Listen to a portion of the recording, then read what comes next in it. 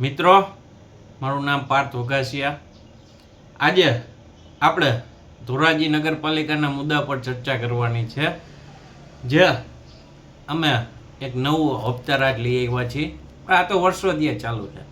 પણ પહેલાં હું એક વાત મુદ્દાની કરી દઉં. હું કોઈ રાજકીય પક્ષના હોદ્દા સાથે જોડાયેલો નથી. ભાજપ હોય, કોંગ્રેસ હોય કે આમ આદમી પાર્ટી હોય, હું બિન રાજકીય હું. ધોરાજી નગરપાલિકામાં 65,000ના હપ્તા સાથે જે સુધરાઈ સભ્યોને હમણાં જ બહાર પાડ્યો. બોર્ડનો ઠરાવ હોય કે ધોરાજીની નગરપાલિકામાં બોર્ડ ધોરાજીના પબ્લિક માટે જે મુદ્દા કરતા હોય એમાં સભ્યોને જવાનું. પછી સભ્યો ત્યાં બોર્ડમાં જઈ અને પોતાના હપ્તા નક્કી કરવા માટે બોર્ડ બેહાડેલું હતું. આ જ બોર્ડમાં છેલ્લે બધાય સભ્યોને 65,000ના હપ્તા જે બાંટવામાં આવેલું હતું ત્યાં બોર્ડમાંથી નક્કી કરેલું છે. એ પ્રમુખ દ્વારા થયું હોય કે પ્રમુખની ઉપરના જે આગેવાન જે જૂના ખાટલા ગેંગ કહેવાય ધોરાજીની અવેડા ચોકમાં જે ખાટલા ગેંગ કાર્યરત છે, એ ગેંગ દ્વારા આ નેટવર્ક તો જૂનું ચાલે છે. હપ્તારાજ કોંગ્રેસની સરકાર હોય, ભાજપની હોય, પણ ખાટલા ગેંગને હપ્તો દેવાનો. આ નવી ટીમ જે બજારમાં આવેલી છે નગરપાલિકાની, મને એમાંથી એક પણ વ્યક્તિ સાથે કોઈ પર્સનલી દુશ્મનાવટ નથી. આ નગરપાલિકાની ટીમ કામ કરે એવી ટીમ છે, યુવાનોની ટીમ છે. પણ આ જૂની જે ખાટલા ગેંગ છે એ મિત્રો હપ્તા ગેંગ છે મોટી. હું છાતી ઠોકીને કહી શકું કે એ હપ્તા છે. કોંગ્રેસનું રાજ હતું આની પહેલાંનું, એમાં 2.5 વર્ષ ડીએલ ભાષા જે નગરપાલિકાના સભ્ય રહી ગયા અનામતમાં હતા, અને પાછું બીજા કોંગ્રેસની સરકારમાં જ પાછું 2.5 વર્ષ જનરલમાં ડીએલ ભાષાને જ બેહાડ્યા.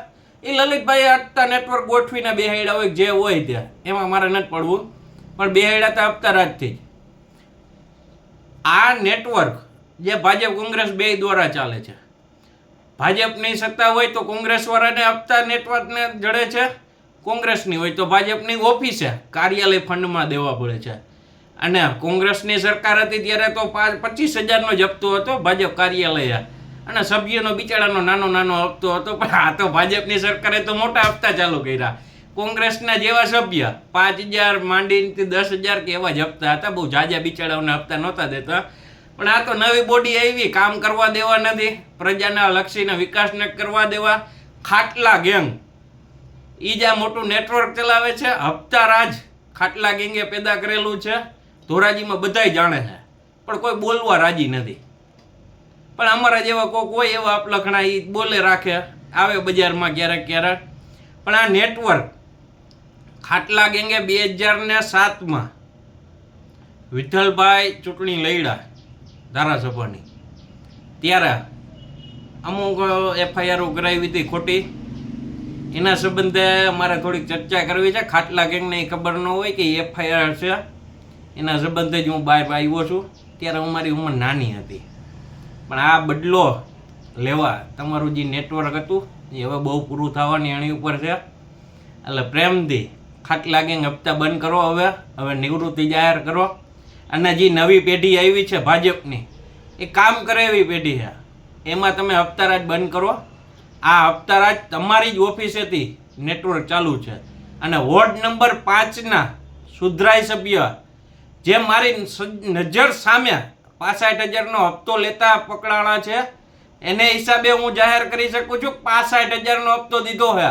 એ સુધરાઈ સભ્યનું નામ દેવા નથી માગતો, પણ એને જ મને હે ને કોન્ફરન્સમાં એ ભાઈને હપ્તો જડ્યો કે નથી જડ્યો એ રેકોર્ડિંગ મેં સાંભળેલું. મારી પાસે હાલમાં રેકોર્ડિંગ ઉપલબ્ધ છે કે 65,000નો હપ્તો મને જડ્યો છે. એને હિસાબે અમે કહી શકીએ કે બધાય સભ્યોને 65,000ના હપ્તા જડેલા છે. એક કોઈ સભ્ય બાકી નથી, ભાજપનો હોય કે કોંગ્રેસનો હોય, બધાને 65,000ના હપ્તા રોકડા જે કવર પેકેટમાં આવ્યા છે. અને શેના માટે આવ્યા, શેનું છે, હું છે એ અમને નથી ખબર. પણ આના 65,000 સભ્યના છે તો પ્રમુખના, શહેર પ્રમુખના થોડા ગઈ છે ને એથી ઉપરના થોડા ગઈ છે. પણ અમુક છે એ બિચારા બિન રાજકીય છે, એના પૈસાની જરૂર નહીં. પણ પૈસા આ આવતા હોય ક્યાંથી કે વિકાસના કામો ભ્રષ્ટાચાર કરવાના, ઓલું કરવાનું, એમાં તમારે કાંઈ રોકટોક નહીં કરવાની, એના પૈસા છે આ બધાય. મારા ભાઈ આ બંધ કરી દો ને પ્રજાલક્ષી વિકાસના કામ કરો એવી મારી નમ્ર વિનંતી છે.